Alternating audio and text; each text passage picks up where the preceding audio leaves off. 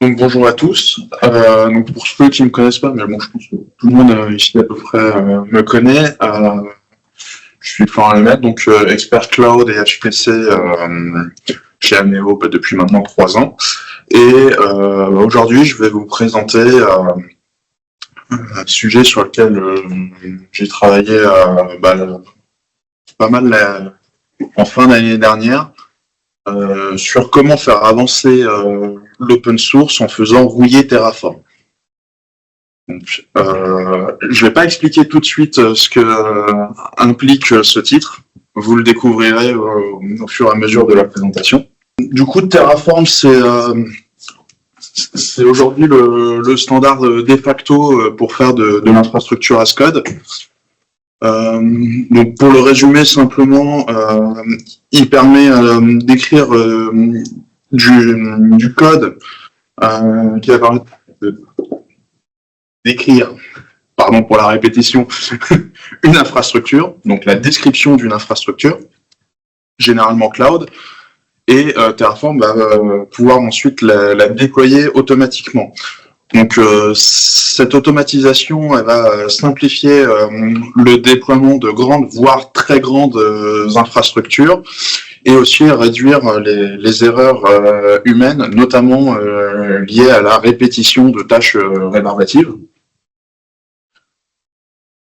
Et donc, par exemple, si on veut déployer une instance dans un projet cloud, je vais pouvoir définir une ressource, ouais c'est bon, on voit ma souris, de type Cloud Inc. Instance, en passant tous les paramètres nécessaires à sa création, donc ici par exemple le projet, le nom et tout un tas d'autres options que j'ai pris en paramètres. Et après je vais pouvoir appeler Terraform pour qu'il me déploie l'instance telle que décrite, en appelant directement les API de Cloud Inc. Et le gros point fort de Terraform dans cette approche, c'est de pouvoir gérer la mise à jour de l'infrastructure. Et donc, si maintenant j'ai besoin de rajouter une base de données à mon infrastructure, je vais rajouter dans le code la ressource associée, et faire le lien entre mon instance et ma base de données. Et Terraform va comparer l'infrastructure existante avec l'infrastructure que j'ai décrite, et pour voir ce qu'il doit faire pour faire correspondre l'infrastructure réelle avec l'infrastructure que j'ai décrite. Et donc, dans notre cas, il va voir qu'il doit rajouter une instance de base de données et reconfigurer l'instance back-end pour la lier à la base de données. Donc, Terraform peut s'interfacer avec beaucoup de cloud providers en utilisant un système de plugins. Donc, Terraform supporte nativement les grands cloud providers comme AWS, Azure, GCP, mais aussi peut aller au-delà en s'interfaçant par exemple avec du Kubernetes. Et il y a beaucoup de providers disponibles, donc 35 officiels développés par HashiCorp, presque 400 providers partenaires et plus de 4000 créés par la communauté. Et tous ces providers sont disponibles dans le registry Terraform, donc c'est une plateforme qui recense et qui publie tous ces providers.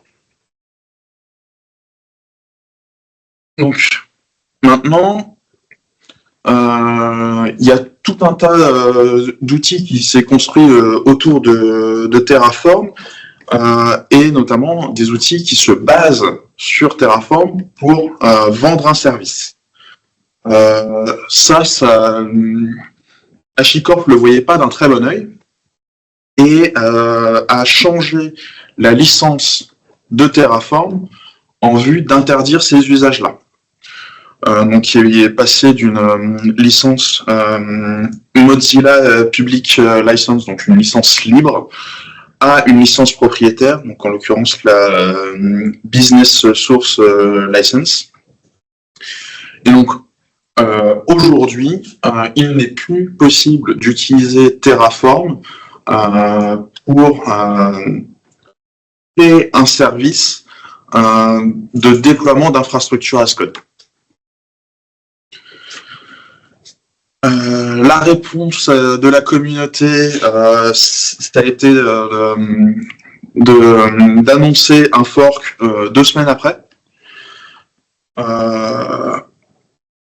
pour justement repartir sur continuer avec la licence libre. Ce à quoi HashiCorp a répondu, le registry Terraform dont on a parlé juste avant, on va changer les conditions d'utilisation pour interdire l'accès à tous les outils qui ne sont pas Terraform. Donc aujourd'hui, le registry Terraform n'est accessible que depuis l'application Terraform d'HashiCorp. Et encore quelques semaines après, enfin une semaine après, là on a le démarrage à proprement parler du fork de Terraform qui s'appelle OpenTofu. Donc l'idée Open pour bien insister sur le fait que c'est de l'open source et Tofu pour garder le TF de Terraform.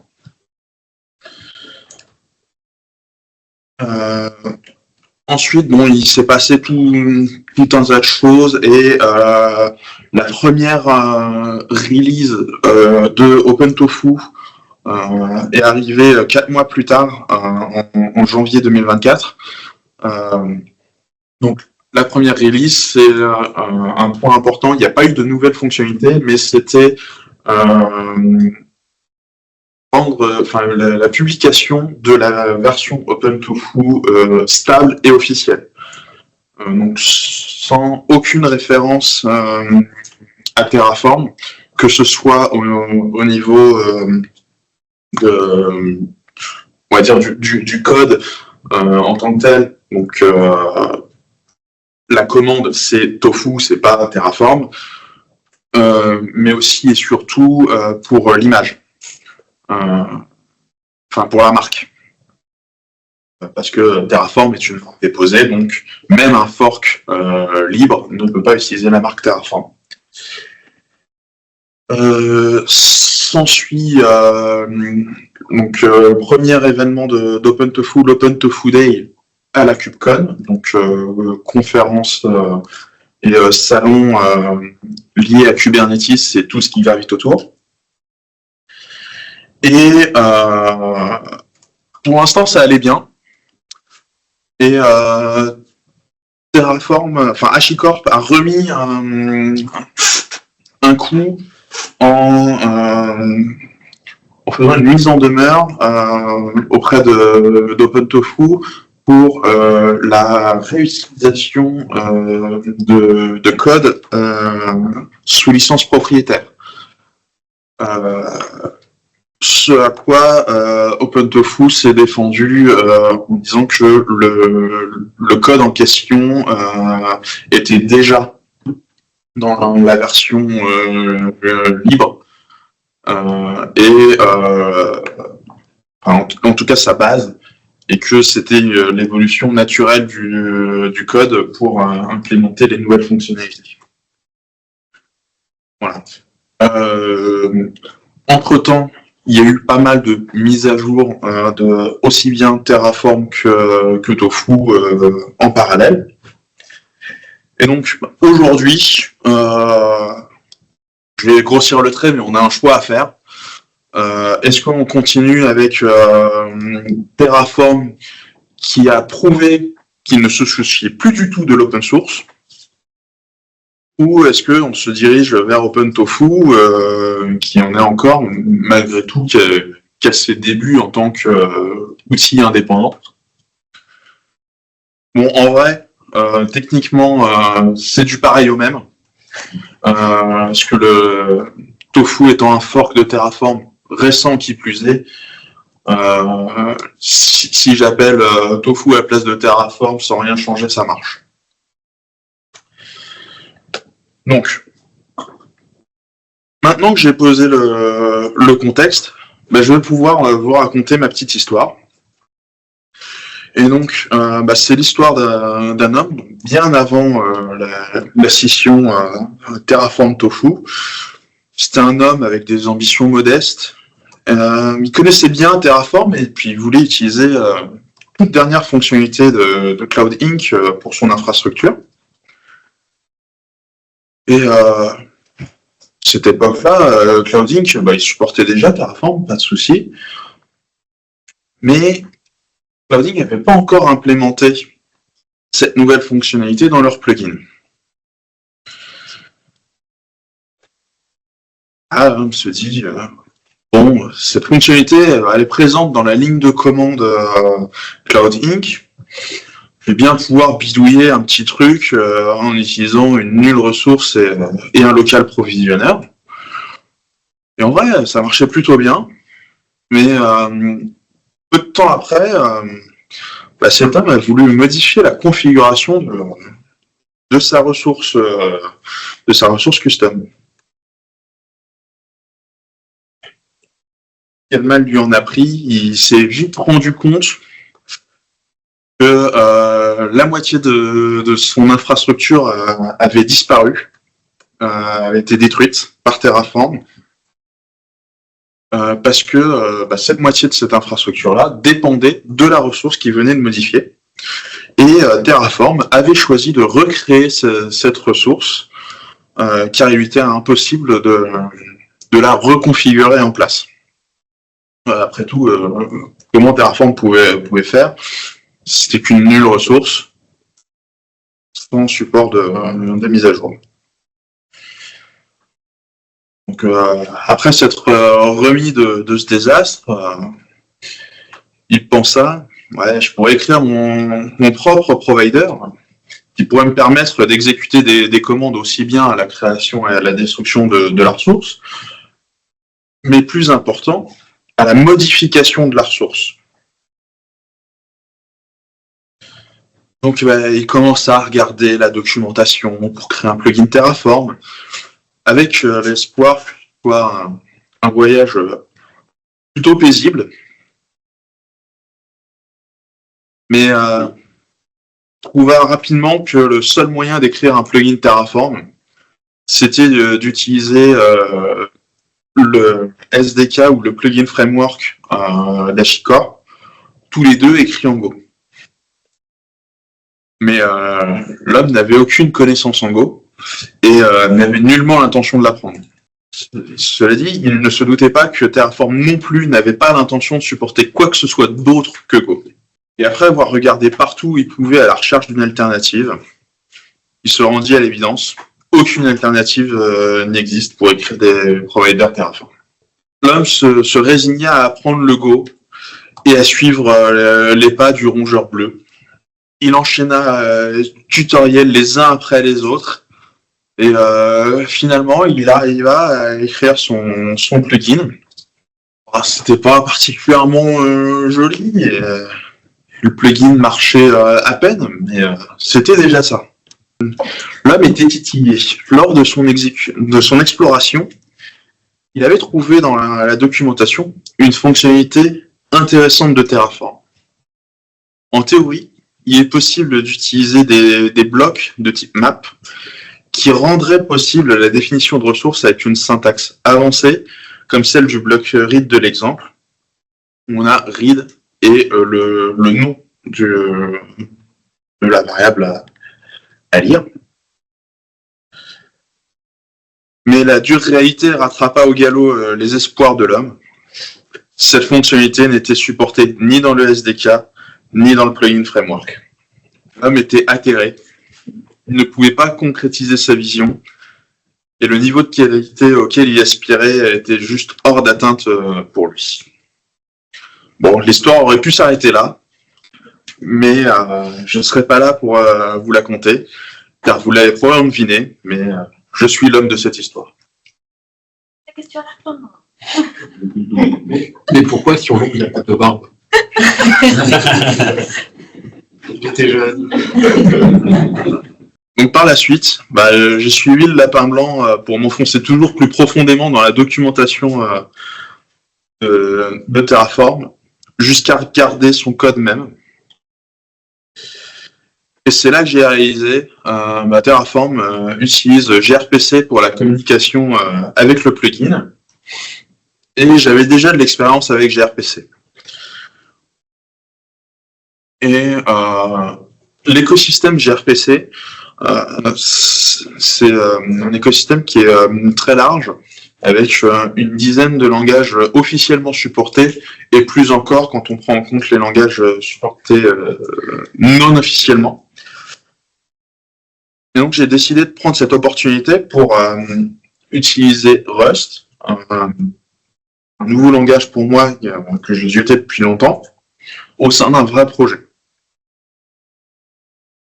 Et c'est ainsi que débuta mon aventure pour faire bouiller Terraform et Tofu, du coup. Rust, oui, ouais. En théorie, la communication entre Terraform et le plugin, c'est simple. Le plugin, c'est un serveur gRPC que Terraform interroge. Ainsi, Terraform définit 4 services gRPC. Donc, le premier, qui s'appelle le provider, est assez clair et correspond au service de plugin Terraform, que Terraform utilise pour demander au plugin la suppression, la configuration, la destruction d'une ressource. Le suivant, gRPC stdio, est utilisé par le plugin pour renvoyer des messages à Terraform. Ensuite, gRPC controller est utilisé pour arrêter proprement le provider. Là, on commence à avoir des choses bizarres parce que l'appel qui est dans le service semble être redondant avec l'appel stop provider du service provider. Mais en fait, ce dernier n'est jamais appelé. Et enfin, le dernier service, gRPC broker, qui ne semble pas du tout être utilisé par Terraform, et je n'ai absolument aucune idée de à quoi il pourrait bien servir. Donc si on plonge dans les détails des requêtes que Terraform envoie au provider, pour faire un changement d'une ressource, Terraform envoie l'état précédent de la ressource, la configuration de la ressource et l'état planifié, en utilisant un objet de type dynamic value, et s'attend à recevoir le nouvel état de la ressource également dans un objet dynamic value. Alors ce dynamic value, il est défini dans un autre fichier proto et représente soit un JSON, soit un message pack pour encoder l'état. Ce qui veut dire que le provider doit supporter, en plus de protobuf utilisés par gRPC, les encodages JSON et message pack. Donc 3 schémas de sérialisation différents pour fonctionner. Cependant, gRPC n'est que la partie émergée de l'iceberg, et Terraform dispose d'un métaprotocole avant d'établir la communication gRPC. Et donc, à droite, le petit diagramme UML qui correspond à ça. Au tout début, donc, Terraform démarre le processus du plugin et passe un certificat en variable d'environnement au plugin. Ensuite, le plugin génère son propre certificat et démarre un serveur gRPC qui utilise du MTLS avec les 2 certificats. Ensuite, le plugin informe le Terraform en écrivant dans la sortie standard des informations de connexion, incluant le certificat qu'il vient de générer, ainsi que la version du protocole utilisé. Donc une fois que Terraform a reçu ces informations de connexion, il ouvre un stream pour les entrées-sorties et fait tout un tas de requêtes unitaires au provider et attend à la fin, Terraform demande l'arrêt du provider et attend que ce dernier termine. Ceci est répété pour toutes les actions sur toutes les ressources de l'infrastructure. Donc une interface plutôt complexe pour ce que c'est censé faire. Bon, maintenant que nous avons une bonne compréhension du fonctionnement de Terraform, je peux vous montrer à quoi ça ressemble en Rust. Donc, à gauche, désolé, c'est un peu petit, mais il y a la définition du trait pour une ressource. Alors, pour ceux qui ne sont pas familiers avec Rust, un trait, c'est une sorte d'interface. Il contient les types associés et les méthodes qu'un type doit implémenter pour pouvoir être considéré comme une ressource. Par exemple, ici, un type doit définir un type associé état, state, ainsi que une méthode schéma et create, read, etc. Et à droite, on a l'implémentation dans le cas d'une nulle ressource. Donc une ressource qui fait rien. Alors, vous pouvez voir que le type state pour nulle ressource est défini ici et référencé ici. Bon, on implémente le type d'un côté, le type state d'un côté, et après on dit la ressource a comme type associé state ce type null state qu'on a défini juste avant. Et cela permet au framework de savoir comment sérialiser et désérialiser l'état de la ressource. On peut aussi voir la méthode create ici, qui prend l'état planifié, ainsi que la configuration de la ressource et son état précédent, et renvoie le nouvel état de cette ressource. Ensuite, il faut définir un schéma de la ressource qui donne à Terraform toutes les informations nécessaires, tels que les paramètres d'entrée, sortie que la ressource a. Donc ici, on voit deux paramètres, deux attributs, un attribut ID et un attribut triggers. L'ID, c'est un attribut de type string qui est computed, c'est-à-dire que c'est une sortie. Donc c'est le plugin qui va donner une valeur ID et la renvoyer à Terraform.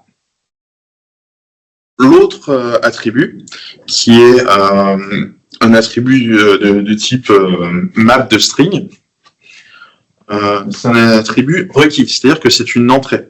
Donc là, c'est Terraform qui doit envoyer une valeur au plugin. On voit aussi que j'ai pas défini de sous-bloc à ma ressource, qui se comporte un peu différemment des attributs, mais je vais pas rentrer beaucoup plus dans le détail que ça. Après avoir défini toutes ces ressources, mais il faut définir le provider en tant que tel. Cela fonctionne de la même manière avec un trait provider. Et comme le trait ressource, il a un type associé config et une méthode schéma. Mais il a aussi et surtout une méthode getResource qui renvoie une table de toutes les ressources définies par le provider. Et à droite, on retrouve donc l'implémentation de notre null provider qui définit une seule ressource, en l'occurrence nommée juste resource, et qui se trouve être la ressource que l'on a définie juste avant. Une fois qu'on a tout ça, et ben on va pouvoir créer notre programme qui consiste juste à appeler la méthode serve sur notre objet null provider qu'on a écrit juste avant. Et le framework s'occupe du reste. Donc toute la partie protocole avec l'UML et tout ça, c'est le framework qui s'en occupe. Donc si maintenant vous vous rappelez, slide avant, pas mal de slides avant d'ailleurs, j'avais mentionné un bloc de type map, qui est déjà dans le code source de Terraform, mais qui était inutilisable avec les frameworks écrits en Go existants. Et du coup, qui pouvait permettre ce genre de syntaxe où je dis mon bloc, et ben en fait, il a une clé en plus.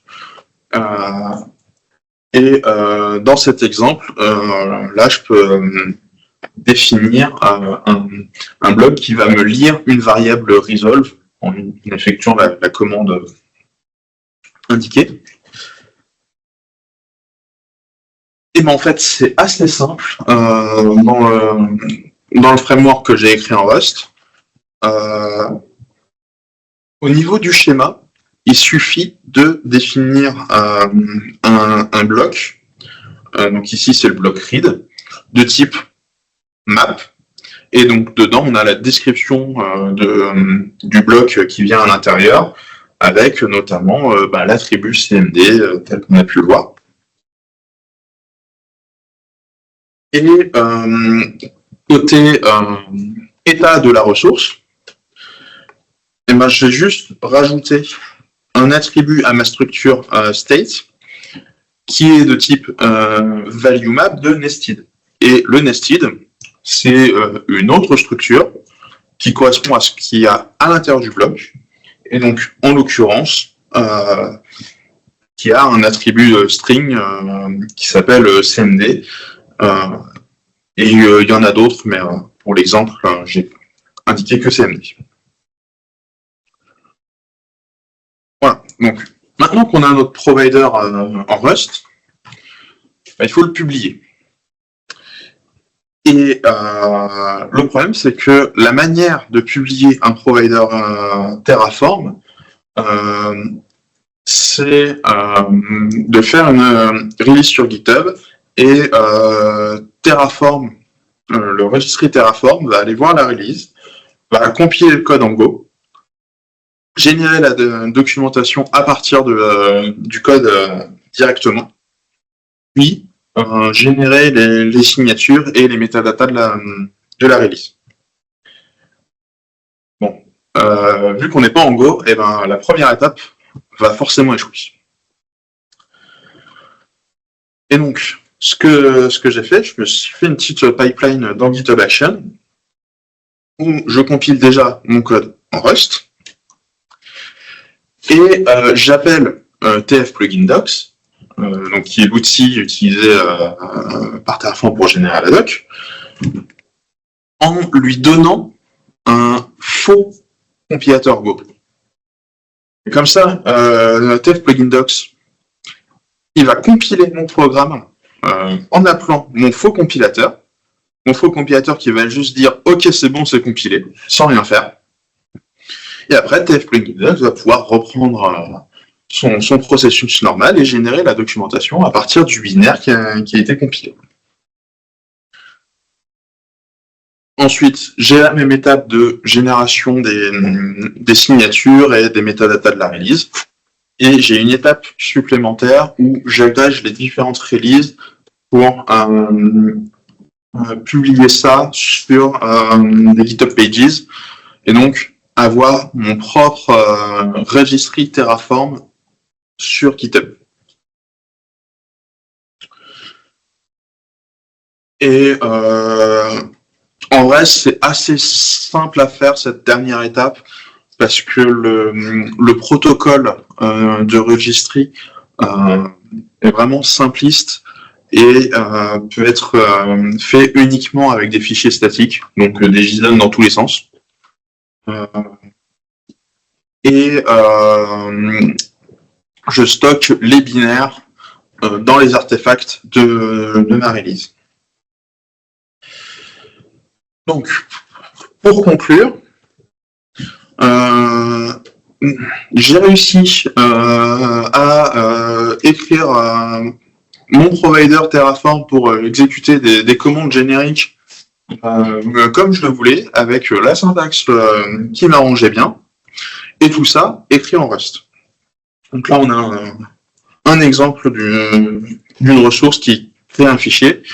Il y a des moyens plus simples de créer des fichiers en Terraform, c'est pas le but, mais où on a bien une commande pour créer le fichier, une commande pour lire le fichier, donc là, juste son file name, une commande pour mettre à jour le fichier, une commande pour le détruire.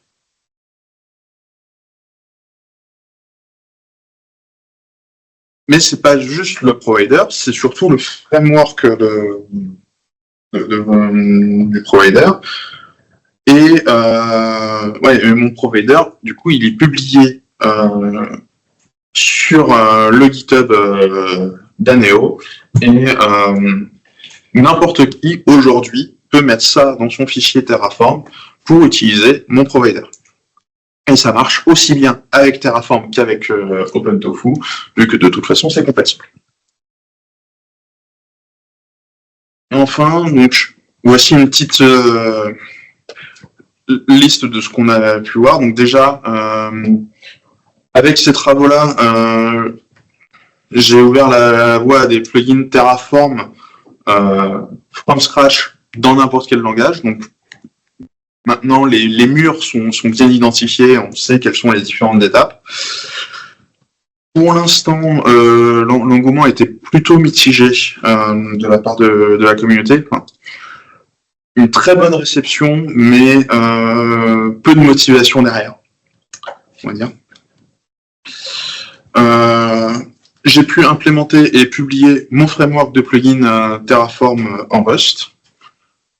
Donc, vous pouvez créer un projet Rust et importer la crate TF Provider pour faire votre propre plugin Terraform en Rust. Point positif, depuis que j'ai publié ces travaux-là,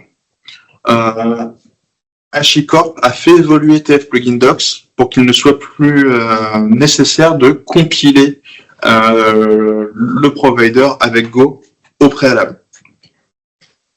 J'ai pas encore adapté mes scripts de pipeline, mais c'est déjà une petite victoire.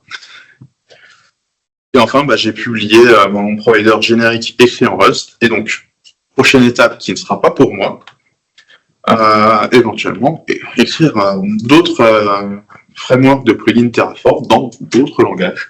Les possibilités sont illimitées. Merci à tous. On passe aux questions-réponses. Du coup, c'est toi la résistance. L'open source, la résistance. Vive la résistance. Une question peut-être par rapport aux licences, je ne connais pas trop, mais est-ce qu'il existe des licences qui obligent les owners du code à arrêter open source? À ma connaissance, non. Parce que si tu as toute la propriété intellectuelle du code, tu peux changer la licence à n'importe quel moment. C'est jamais rétroactif, en tout cas pour les licences open source. Ce qui a dans ce cas-là permis de faire le fork en se rebasant sur une version antérieure de Terraform qui n'avait pas encore le changement de licence. Une question par rapport au manque de motivation de la part de la communauté, tu penses c'est dû à quoi? Qu'il y a plein d'autres sujets et qu'ils n'ont pas le temps. En plus, la plupart sont des bénévoles et travaillent sur d'autres projets en parallèle. Date, puisqu'il n'y avait pas de... moi, je l'ai présenté à la KubeCon, donc si je reprends la frise... présenté à la KubeCon, d'accord. Au tout début, c'était en mars dernier. En mars, oui, en plus, c'est récent. Oui, c'est récent. Mais au vu du retour qui m'avait été fait en live, je me serais attendu à plus d'engouement par la suite. Tu disais que OpenTofu a gardé Terraform, la commande Terraform et tout. Est-ce que tu penses que c'est quelque chose qui... Non, elle s'appelle Tofu. Oui, mais tu avais dit que, en gros, si tu mets Terraform à la place de Tofu aussi, ça passe. Non, c'est pas ça. C'est si tu as une commande Terraform pour déployer ton infra, tu remplaces par Tofu, Ok. ça marche tout pareil. T'as pas besoin de changer les options de la ligne de commande, t'as pas besoin de changer tes scripts de déploiement, D'accord. ni l'extension.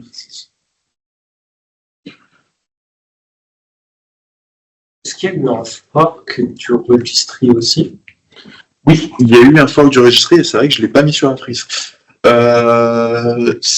Il est arrivé au printemps, je crois. Je crois qu'il est arrivé au printemps, au début du printemps. Et donc maintenant, Tofu a son propre registry qui contient que les métadonnées. Parce que les binaires en tant que tels, ils sont dans des releases GitHub de toute façon, donc il suffit juste de rediriger sur la release GitHub. Quels sont les prix de ton provider? Du provider ou du framework? Les deux. Alors je vais commencer par le framework parce que je pense que c'est plus général. Dans le framework en Go, il y a toute une couche de validation des paramètres où tu peux dire ce paramètre il est de type string et en plus il doit avoir telle tête. Donc par exemple, il doit avoir au plus 32 caractères, ne contenir que des lettres, ce genre de choses. Ça, c'est quelque chose que je n'ai pas. À la place, ce que j'ai fait, c'est d'avoir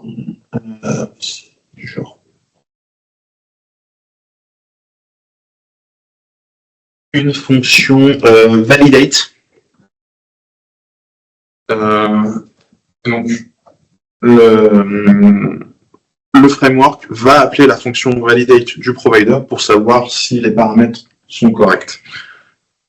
Donc c'est un peu plus entre guillemets fastidieux à écrire, même si en faisant des validates récursifs pour les structures arborescentes, c'est pas compliqué.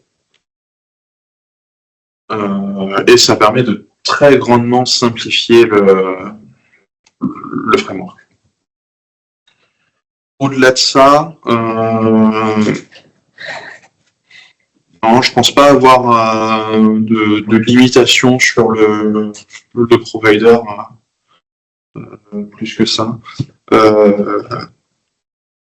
Un des trucs qui moi me dérange avec mon provider, mais qui est aussi dans le provider Go de toute façon, c'est de devoir définir le schéma deux fois. Une fois dans la structure, une fois dans le get schéma. Ça serait possible d'uniformiser ces impléments-là, mais pour le coup, ceux qui connaissent un petit peu Rust, il faudrait passer par des macros procédurales. C'est tout de suite beaucoup plus compliqué.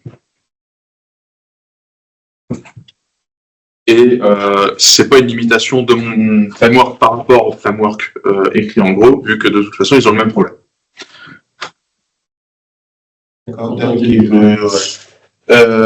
Ouais, Quentin. Yes, je me demandais juste, comme tu parlais tout à l'heure des différents services gRPC définis, utilisés par Terraform pour parler avec le provider, et que du coup il y avait certains services ou certains RPC qui n'étaient pas très clairs sur ce qui était attendu. Est-ce que par hasard tu as regardé le code du provider, en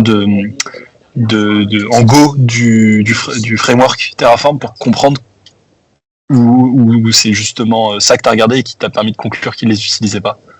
Je l'ai fait, et c'est pas forcément ça qui m'a permis de conclure que c'était pas utilisé. Parce que je les ai implémentés et j'ai bien vu qu'ils étaient jamais appelés. Mais après, le code est vraiment pas facile à lire. Et ce qu'il faut savoir, c'est que, mis à part le premier service, donc le service provider, qui est spécifique à Terraform, les 3 autres sont génériques à tous les outils HashiCorp. Et donc, HashiCorp, on le connaît principalement pour Terraform, mais il fait aussi Packer pour construire des images. Et plus important, il a Vault, donc un gestionnaire de secrets. Et donc, très certainement que ces autres services sont utilisés par Packer et ou Vault.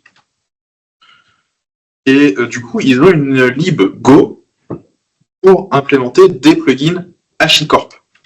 Et par-dessus cette bibliothèque pour écrire des plugins HashiCorp, ils ont les frameworks pour écrire des plugins Terraform. D'accord, donc c'est peut-être utilisé, mais effectivement pour d'autres services pour lesquels on pourrait avoir comme envie d'implémenter des choses soi-même pour interagir avec. C'est ça. Ok, très clair, merci.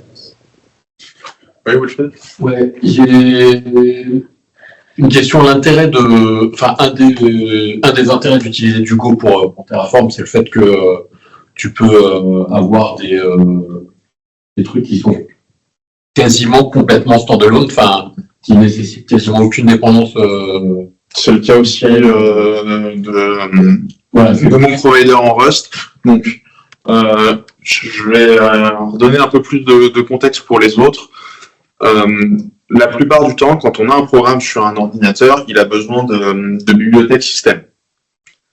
Un des gros avantages de Go, qui est aussi un inconvénient parfois, c'est qu'il compile de telle manière à embarquer toutes ces dépendances dans son propre binaire. Et donc de ne pas avoir besoin sur la machine sur laquelle il s'exécute de ces bibliothèques système.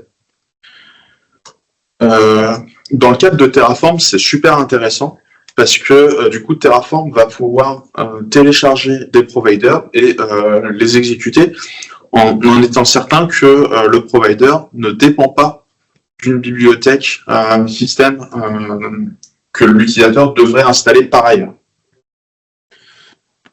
Et ben, en Rust, on peut faire exactement la même chose, c'est de la compilation statique, tout simplement.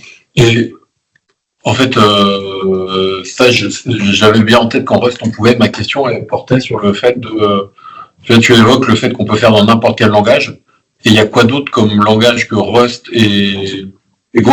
Il y en a beaucoup. Alors déjà, forcément, C++. Je veux dire, même tous les langages qui compilent des binaires natifs, la plupart du temps, ils ont des options pour compiler nativement.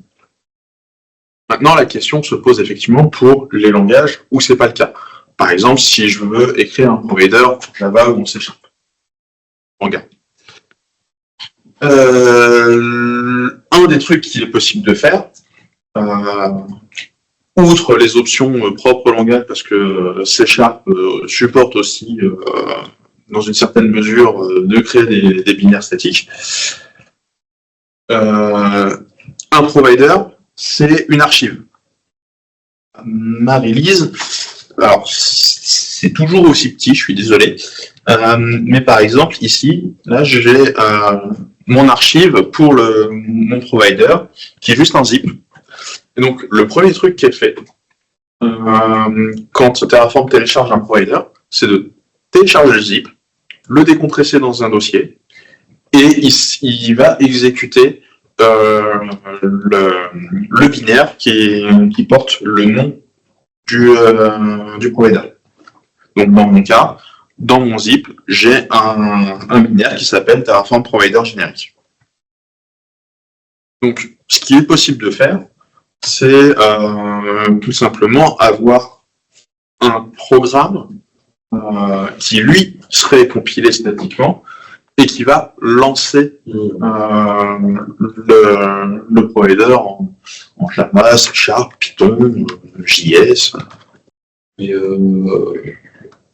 même comment tu définis le fait d'être compatible au niveau de l'API? La seule Comment API, ça fonctionne, en fait, pour permettre ça, en fait? la seule API que tu dois respecter, c'est l'API du noyau. Et le noyau, au moins sous Linux, il est incroyablement stable d'un point de vue de l'interface, d'un point de vue API. Et donc, si tu te limites aux appels système, on va dire, entre guillemets, anciens, tu pourras faire tourner ton programme sur les Linux. D'accord. Quand je dis tous les Linux, c'est pas juste tous les Ubuntu, c'est tous les Ubuntu, tous les Fedora, tous les CentOS, tous les Arch Linux, et même Linux from scratch pour ceux qui connaissent.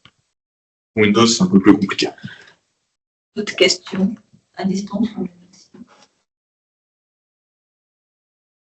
C'est quoi les grosses différences entre Rust et Go que tu as pu voir? Ou alors, il y en a plein. Les plus rigolotes, celles qui font, Alors, les plus rigolotes, il y a la gestion des erreurs. Ni Go ni Rust n'a d'exception. Ça, c'est une particularité. Donc, ce qu'on aurait tendance à faire avec des exceptions dans à peu près tous les langages orientés objets du monde, là, faut faire autrement. Et donc, Go et Rust ont pris des directions un peu différentes. En Rust, on va avoir un type qui représente soit un succès, soit une erreur. Et en cas de succès, on peut récupérer la valeur, et sinon on récupère l'erreur. Et possède une syntaxe facile pour propager les erreurs. Donc typiquement, quand on a un objet de type résulte, met point d'interrogation, et si le résulte est une erreur, le point d'interrogation va faire un return de l'erreur directement. Alors que en Go, non, c'est pas celle-là, c'est celle-là. En Go, une fonction, alors déjà il n'y a pas de type résulte, il y a un type erreur mais il n'y a pas de type résulte, et donc il faut renvoyer deux valeurs, la valeur en cas de succès et l'erreur, en mettant l'une ou l'autre à nil en fonction de s'il y a une erreur ou pas. Et on se retrouve à chaque fois qu'on a une fonction qui peut faire des erreurs, donc on récupère la valeur qui nous intéresse, on récupère l'erreur, on vérifie si l'erreur est nulle, et si l'erreur est nulle, on renvoie l'erreur. Et comme ça, à chaque appel. C'est incroyablement verbeux. Et ça, c'est vraiment tout le temps. Un autre truc, alors, pas forcément rigolo, mais qui est pour le coup très différent, c'est les génériques. Donc le fait d'écrire du code qui puisse utiliser différents types de manière statique. En Rust, c'est natif, et avec le système de traits et les types associés, on peut aller vraiment très très loin avec les génériques, et c'est vraiment très facile à utiliser. En Go, les génériques, c'est très récent, ça doit avoir 1 ou 2 ans, et notamment Terraform, étant un projet beaucoup plus vieux que ça, n'avait pas à disposition ces génériques, et possède beaucoup de copier-coller. Et donc, pour la petite blague, j'ai regardé le nombre de lignes de code entre les différents frameworks pour écrire les plugins écrits par HashiCorp en Go et ce que moi j'ai fait en Rust. Donc le nouveau framework, qui est le Terraform Plugin Framework, il compte plus de 260 000 lignes de code. Moi, le provider seul, je suis à peu près à 3400. Et si je prends tout ce que j'ai écrit pour mon provider à la fin, j'arrive à un peu plus de 10 000 lignes de code. En 10 000 lignes de code, moi j'ai mon provider, j'ai mon framework, j'ai mon provider, j'ai même une lib SFTP, alors que en Go, mais il faut 20 fois plus de lignes pour avoir que le. Alors, la situation avec l'ancien SDK est un peu moins catastrophique, puisqu'il a un peu plus de 65 000 lignes de code, ce qui reste beaucoup dans l'absolu. Là, on parle vraiment que du framework, et pas de Terraform qui va derrière. Il doit avoir le même problème finalement. Il doit avoir le même problème, mais pour le coup, Terraform, on s'attend à ce que ce soit complet et qu'il y ait beaucoup de lignes de code. La lib, là, je m'attendais pas à ce qu'elle fasse autant. Et d'ailleurs, j'en ai parlé, il y a donc une troisième lib qui est sous-jacente aux deux qui sont là, donc pour les plugins HashiCorp. J'ai pas regardé combien elle faisait. J'ai oublié. Mais du coup, c'est encore en plus. Ok, merci beaucoup, je pense. Et donc, s'il n'y a pas d'autres questions, je vais terminer avec la mascotte de Go qui fait toujours triper à chaque fois. Donc, Gopher en anglais. Et Gopher en anglais, c'est un gaufre en français. Voilà, ça sert à rien, mais... Merci beaucoup. Et merci à tous. Merci à tous et on se retrouve dans 2 semaines pour un nouveau séminaire.